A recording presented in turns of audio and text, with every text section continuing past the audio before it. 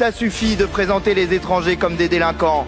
Car les étrangers sont des êtres humains et ce sont le plus souvent des travailleuses et des travailleurs. Femmes de ménage, agents de sécurité, éboueurs, ouvriers, cuisiniers, plongeurs, livreurs. Dans tous ces métiers pénibles et mal payés, les immigrés sont surreprésentés.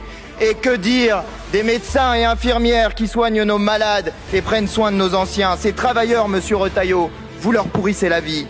Vous le faites en empêchant l'accès au titre de séjour. On les attend des mois, des années, et quand ils arrivent, ils sont déjà périmés. Vous le faites par vos mots, en disant que l'immigration n'est pas une chance pour la France. Quelle honte de dire cela quand 20 millions de nos compatriotes ont un aïeul étranger.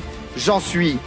Vous aimez l'histoire de France, monsieur Retailleau, la voici. C'est celle du Vénézuélien Miranda qui combat à la bataille de Valmy. Celle des étrangers naturalisés en 1848 pour avoir fait la Révolution et établi la République.